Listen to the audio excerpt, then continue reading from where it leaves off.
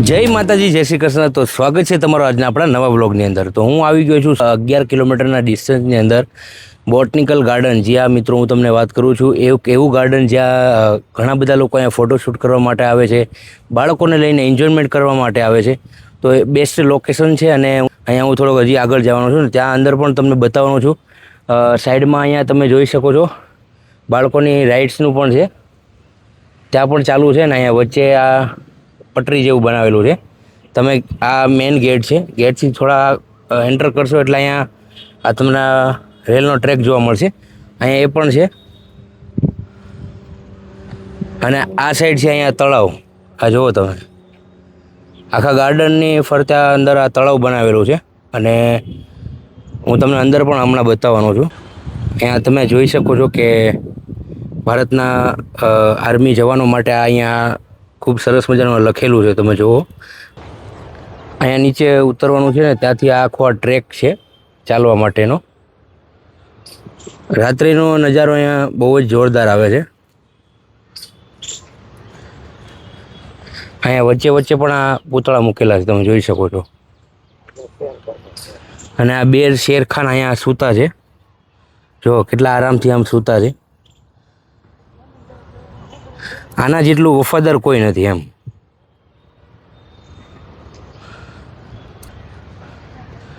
આ છે રિયલ શેરખાન.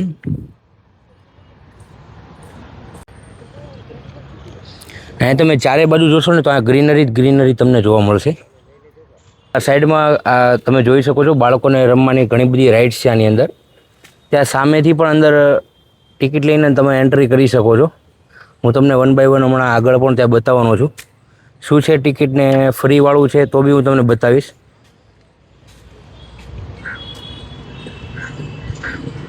આપણે મેળામાં જઈએ ને એટલી બધી રાઇડ્સ અહીંયા અંદર જ છે અને તમે ગમે ત્યારે આવશો, 365 દિવસ ગમે ત્યારે આવશો તો પણ તમને અહીંયા રાઇડ્સ આ બધી જોવા મળશે. હવે આપણે આગળ જઈએ. આ છે અહીંયા વચ્ચે સરસ મજાનો ટ્રેક, અહીંયાથી અંદર જવાય છે. આમ તો બીજી સાઈડથી પણ, પાછળની સાઈડથી પણ જઈ શકીએ આપણે. સાઈડમાં તમે જોઈ શકો છો ઘણા બધા અહીંયા ફ્લાવર પ્લાન્ટ મૂકેલા છે. આ છે ભૂલભુલૈયા. આ સાઈડથી અહીંયા એન્ટ્રી કરવાની, પછી અહીંયા વચ્ચેથી આમ ફરીને જવાનું. આ જો અમે છેલ્લે જ્યારે અહીંયા આવ્યા હતા ત્યારે ત્યાં સામેની બાજુ ઘણી બધી રાઇડ્સ અમે કરી હતી અને બહુ જ મજા આવી હતી એમ.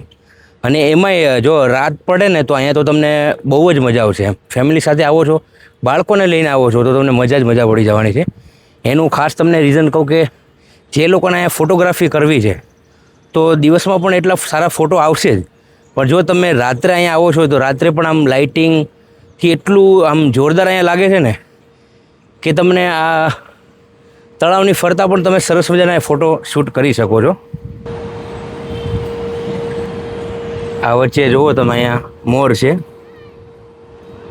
આ બોટનિકલ ગાર્ડનની અંદર ફૂલ ઝાડથી કેટલું સરસ મજાનું સુશોભિત કર્યું છે એની તમે વાત ના પૂછો. અહીંયા તમે આવશો એટલે તમને મજા જ પડી જવાની છે. અહીંયા ઝાડ ઉપર પણ ઘણા બધા ફૂલ છે. હવે આપણે થોડા આગળ જઈએ. અહીંયાની તમને વાત કરું તો છેલ્લા 2 વર્ષ પહેલાં અમારે એક ગુજરાતી ફિલ્મ આવી હતી જેનું નામ હતું લોટરી.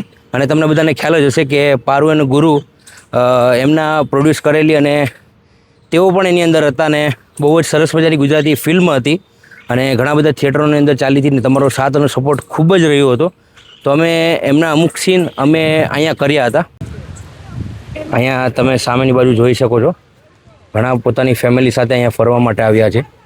અને એમાં તમે અહીંયા આવીને જો ભેળ બનાવો ને તો તમને ખરેખર બહુ મજા આવે એમ. કેમ કે આપણે ઘણી બધી જગ્યાએ આપણે ગાર્ડનની અંદર જતા હોય, પ્રવાસમાં જતા હોય, ફેમિલી સાથે એન્જોયમેન્ટ કરવા આપણે બધી અલગ જગ્યા ઉપર જતા હોય તો આપણને ખરેખર બહુ જ મજા આવે છે એમ. અને એમાં આવો સરસ મજાનો ઝાડનો છાંયો હોય અને તમે એની નીચે આમ બેઠા હોય તો ભાઈ મજા જ કંઈક અલગ છે એમ. અહીંયા ઘણા બધા છોડ અહીંયા છે. આ તમે આ જુઓ, કેક્ટસ અને સક્યુલેન્ટ ગાર્ડન. આ જુઓ,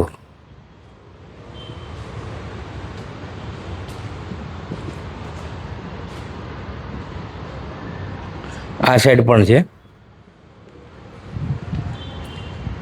ઉપર આ કાંટા કાંટા જેવું છે.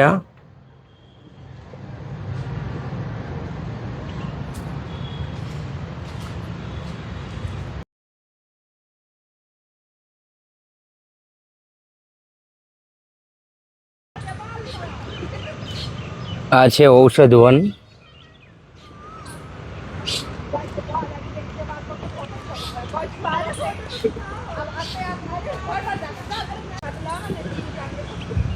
અહીંયા તમે જુઓ, આ ઊંટની આ ગાડી છે, પણ બહુ સરસ મજાનું છે. જો અહીંયા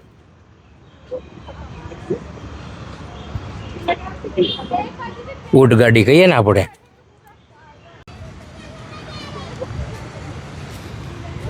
આ શેનું ઝાડ છે?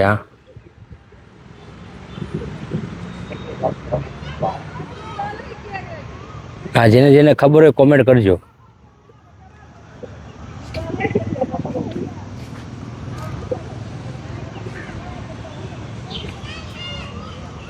અંદર આ હાથી બનાવ્યો છે, જો તમે ખાલી.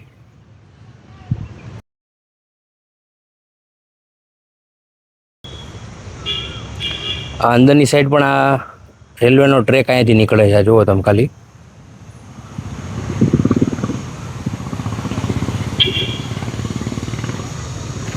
અહીંયા શેનું છે? બોનસાઈ હાઉસ. અહીંયા કેટલાક છોડ છે.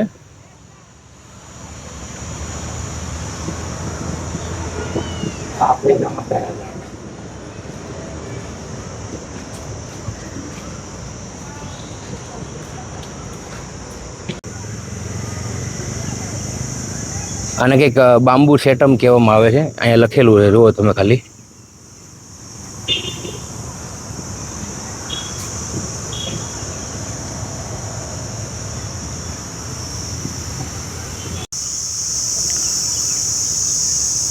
અહીંયા ઝાડ ઉપર કેટલાક જીવડા અવાજ કરે છે. હું તમને એનો અવાજ તમને આ કદાચ ખ્યાલ આવતો હોય. આ જુઓ, અવાજ તમને કદાચ સંભળાતો હોય.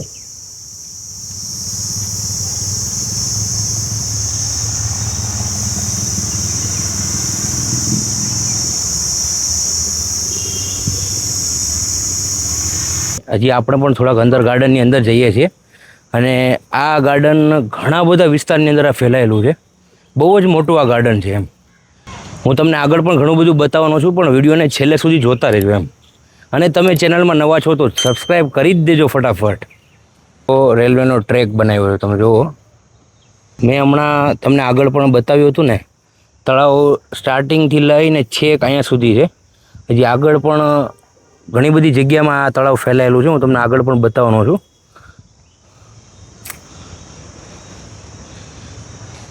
શનિ રવિમાં આવશો ને તો ઘણું બધું ટ્રાફિક તમને અહીંયા જોવા મળશે. બાકી નોર્મલ દિવસમાં અહીંયા ટ્રાફિક હોતું નથી. જો તમારે ફોટોગ્રાફી કરવી છે તો તમે નોર્મલ દિવસમાં આવશો તો તમને સારામાં સારી રીતે તમે ફોટોગ્રાફી કરી શકશો. પપ્પા મને બતાવે છે અહીંયા કોયલ બેઠી છે, જુઓ. ઝૂમ કરીને તમને બતાવું.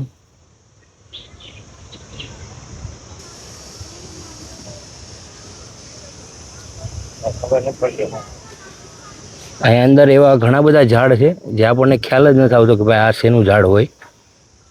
જો તમને આની ખબર હોય તો ભાઈ કોમેન્ટ કરીને કહેજો આ શેનું ઝાડ છે એમ. અત્યારે સામે ચંદ્ર પણ દેખાય છે, તો તમને ઝૂમ કરીને બતાવું.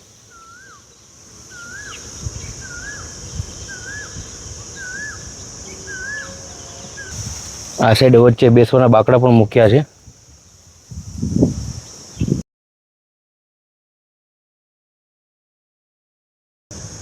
અહીંયા સામેની સાઈડ રેલવે ટ્રેક અંગેની સૂચના પણ લખી છે, તમે જોઈ શકો છો કે રેલવે ટ્રેક પસાર કરતાં પહેલાં આજુબાજુ જોવો. અહીંયા ઘણી બધી સાવચેતી રાખવાનું કહ્યું છે, કેમ કે ઘણા બધા લોકો અહીંયા એમના બાળકોને લઈને આવે છે. તો મોટા લોકોને તો કદાચ ખ્યાલ જ હોય છે, પણ નાના બાળકો આમ તેમ રમતા હોય, દોડાદોડી કરતા હોય તો ટ્રેન ક્યારે પણ આવી જાય છે અચાનક, એટલે ખ્યાલ રહેતો નથી. એટલે ઘણા બધાને એવું થાય કે ભાઈ ટ્રેન આવે છે તો એમની સાથે આપણે ફોટોગ્રાફી કરી લઈએ, સારી આવે. પણ ઘણી બધી વખત આપણને ખ્યાલ હોતો નથી અને એકદમ ટ્રેન નજીક આવી જાય છે, એટલે આમાં બહુ ધ્યાન રાખવું પડે. અહીંયા સરસ મજાનો પવન આવી રહ્યો છે, આ તમે જોઈ શકો છો, કેમ કે આ આખું આમ કહેવાય ને અહીંયા તળાવ છે અને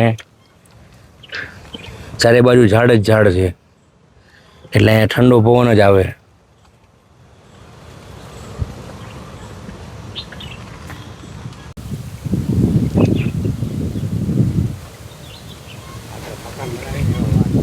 જોઈ શકો છો અહીંયા આ ટ્રેન અહીંયા આવી છે. આજો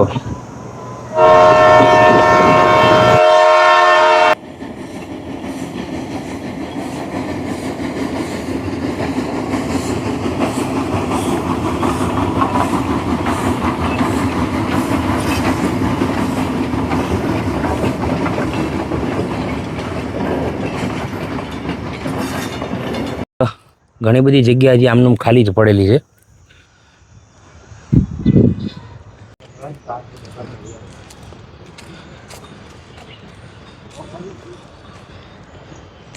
તમે જોઈ શકો છો આ છે મ્યુનિસિપલ કોર્પોરેશનની ઓફિસ.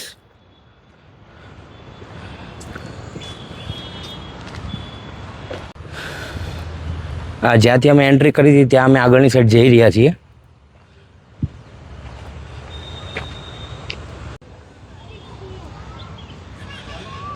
અહીંયા અમે નીચેની સાઈડ પણ આવ્યા છે, તમે જોઈ શકો છો ઘણા બધા લોકો અહીંયા ફોટોગ્રાફી પણ કરી રહ્યા છે. વેડિંગને લગતી કે પછી કોઈ પણ તમે ફોટોગ્રાફી બહુ સારી રીતે કરી શકો છો. વિડીયોગ્રાફી પણ બહુ જ જબરદસ્ત આવે છે.